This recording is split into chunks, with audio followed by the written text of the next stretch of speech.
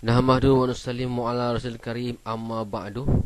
Bahagian kedua masturat, saya akan sampaikan, Maulana akan sampaikan ada beberapa perkara, iaitu berkenaan dengan beberapa firman Allah dan hadis-hadis daripada Nabi Muhammad SAW. Pertama, Abu Hurairah meriwayatkan bahawa Nabi SAW bersabda, sebaik-baik wanita adalah apabila dia engkau pandang, maka dia menggembirakan. Bila engkau perintah, dia taat. Dan bila engkau tiada, dia menjaga hartamu dan menjaga pula akan kehormatan dirinya. Hadis yang kedua, daripada Anas bin Malik mengatakan bahawa Nabi SAW bersabda, seorang wanita yang apabila mengerjakan solat 5 waktu, berpuasa wajib sebulan, memelihara kemaluannya serta taat kepada suaminya, maka pasti akan masuk syurga dari mana pintu sahaja yang dia dikehendaki. Yang hadis yang ketiga, daripada Abdul Rahman bin Auf radhiyallahu anhu mengatakan bahawa Nabi SAW bersabda, seorang wanita yang solehah lebih baik daripada 1000 orang laki-laki yang tidak solehah, yang tidak soleh. Dan seorang wanita yang melayani suaminya selama seminggu, maka ditutuplah baginya 7 pintu neraka dan dibukakan baginya 8 pintu syurga, yang dia dapat masuk dari mana sahaja pintu tanpa hisap. Hadis yang keempat, daripada Aisyah radhiyallahu anha mengatakan bahawa Nabi SAW bersabda, tidaklah seorang wanita yang haid itu kecuali adik yang mana itu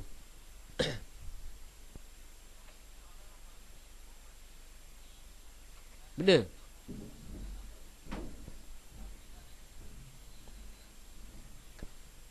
tidaklah seorang wanita yang haid itu kecuali haidnya merupakan kifarat, tebusan untuk dosa-dosanya yang telah lalu.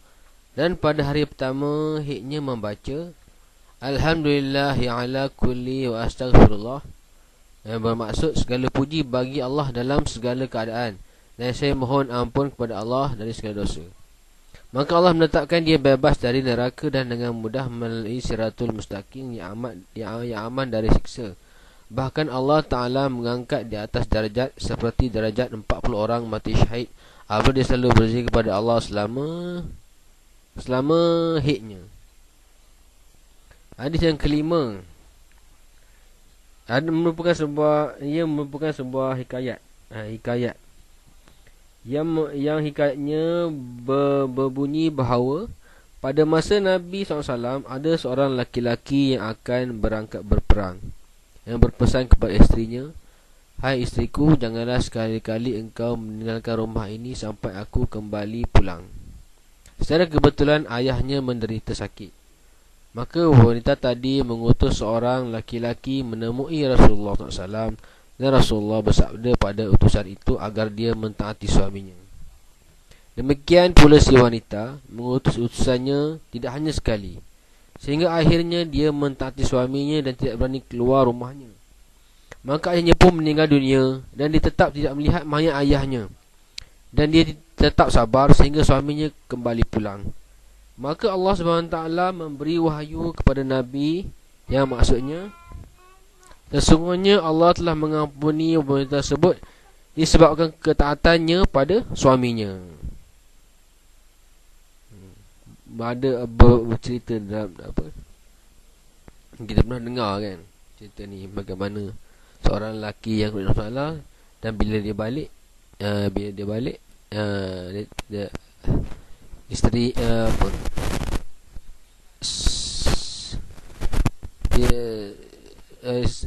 ayahnya telah meninggal dunia.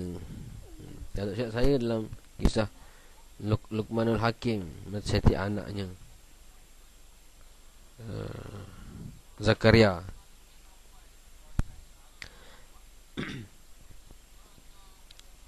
Hadis yang keenam, Allah bin Mas'ud mengatakan bahawa Nabi SAW bersabda, apabila seorang wanita mencucikan pakaian suaminya, maka Allah SWT mencatat baginya 1000 kebaikan dan mengampuni 2000 kesalahannya. Bahkan segala sesuatu yang disinari sang surya akan meminta ampun baginya dan 1000 darajat untuknya. Surya. Dia jemur kain, itu matahari kasih kering itu kain.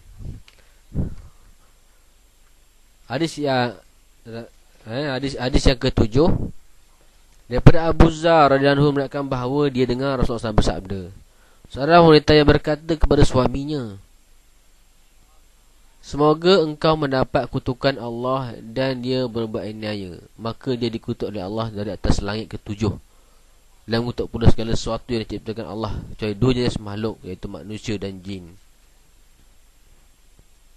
Hadis yang ke-8, Abdul Rahman bin Auf meriwayatkan bahawa dia dengar Rasulullah SAW bersabda, seorang wanita yang membuat susah suaminya dalam hal belanja atau membebani sesuatu yang suami tidak mampu, maka Allah SWT tidak akan menerima amalan wajib dan amalan sunatnya. Untuk kemampuan, ya. Hadis yang ke-9, Abdullah bin Umar dan Hu meriwayatkan bahawa dia mendengar Rasulullah SAW bersabda, kalaulah seandainya yang ada di bumi ini merupakan emas dan perak, serta dibawa oleh seorang wanita ke rumah suaminya, kemudian dia pada suatu hari terlontar kata-kata angkuh, engkau ni siapa? Semua harta kekayaan ini milikku dan engkau tidak mempunyai harta apapun. Maka Allah hapuskan semua amal kebaikannya walaupun amal itu banyak.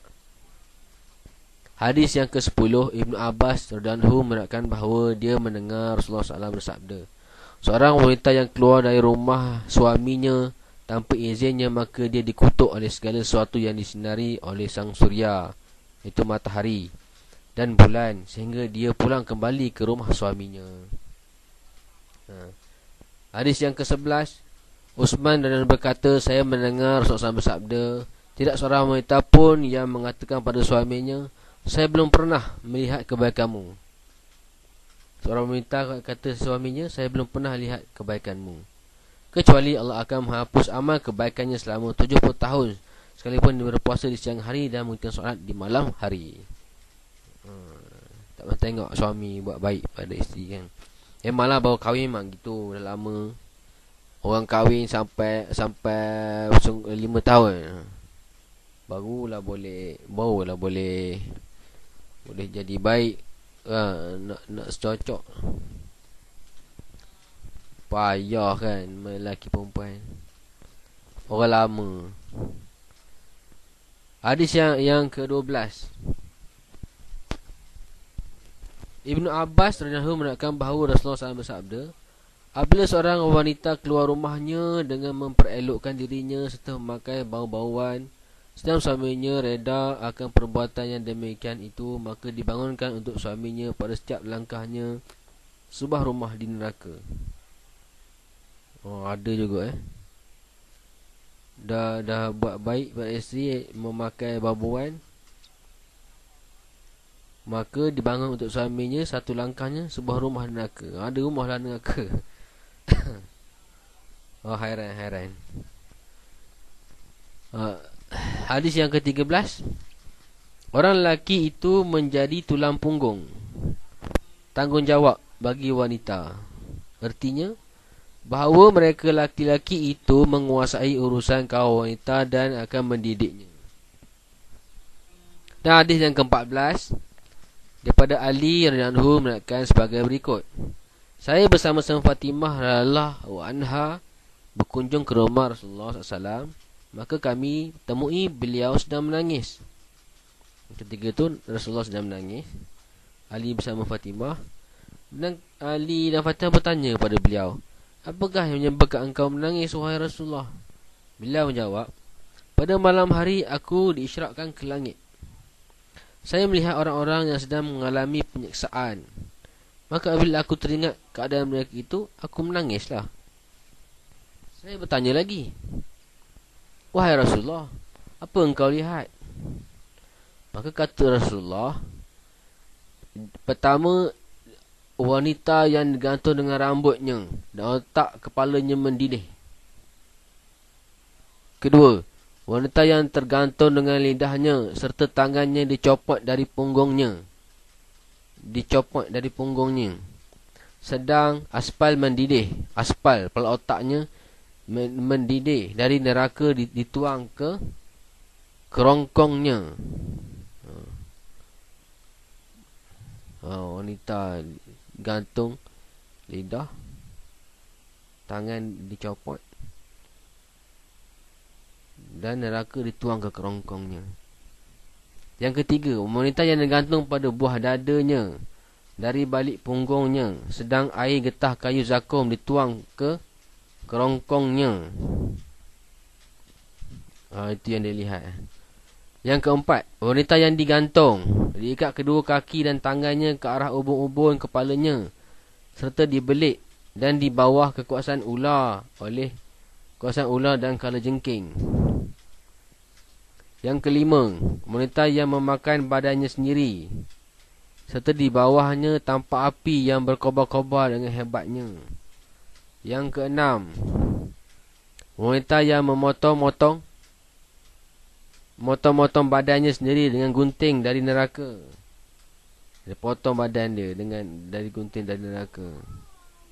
Yang ke 1, 2, 3, 4, 5, 6. Yang ketujuh, wanita yang bermuka hitam serta dia makan usus-ususnya sendiri. Yang ke-8, wanita yang tuli, buta dan bisu di dalam peti neraka, sedang darahnya mengalir dari lubang-lubang badannya, hidung, telinga, mulut, dan badannya membusuk akibat penyakit kulit dan lepra. Kulit dan lepra ni. Yang ke-9, wanita yang berbentuk anjing, sedangkan beberapa ular dan kalajengking masuk melalui duburnya, sedangkan malaikat sama-sama memukuli kepalanya dengan palu dari neraka.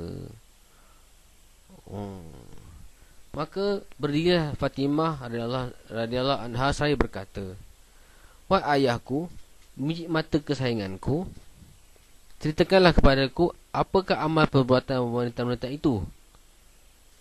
Maka Rasulullah SAW pun bersabda, "Hai Fatimah, adapun tentang wanita yang digantung pada rambutnya kerana tidak menjaga rambutnya dijilbab di kalangan lelaki, kerana tidak menutup aurat, rambut selalu nampak." Wanita yang kedua, wanita yang digantung lidahnya kerana dia menyakiti hati suaminya dengan kata-katanya. Lidah dia digantung lidahnya kerana sakit hati suami dia dengan kata-katanya. Tidak ada seorang wanita pun yang menyakiti hati suaminya melalui kata-katanya, kecuali Allah SWT akan membuat mulutnya kelak di hari kiamat selebar 70 zira, kemudian akan mengikatkannya di belakang lehernya. Yang ketiga tadi, ada pun wanita yang digantung pada buah dadanya kerana dia menyusui anak orang lain tanpa izin suaminya. Tak boleh menyusukan orang lain. Kalau suami dia izin, tak apa. Yang keempat, ada pun wanita yang diikat dengan kaki dan tangan itu kerana dia keluar rumah tanpa izin suaminya. Dia tidak mandi wajib dari haid dan nifas. Nak keluar rumah tu kena mandi dulu. Mandi hadas besar. Dan yang kelima, ada pun wanita yang makan badannya sendiri kerana dia bersolek untuk dilihat laki-laki lain, serta suka membicarakan aib orang lain. Orang yang makan badannya sendiri, dia kekat badan itu dia makan badan dia sendiri.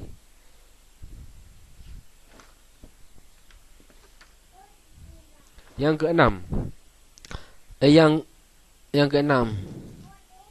ada pun wanita yang motong badan sendiri dengan gunting dari neraka kerana dia suka menonjolkan diri, ingin terkenal di kalangan orang ramai, dengan maksud supaya mereka orang ramai itu melihat perhiasannya, dan setiap orang yang melihatnya jatuh cinta padanya kerana melihat perhiasannya.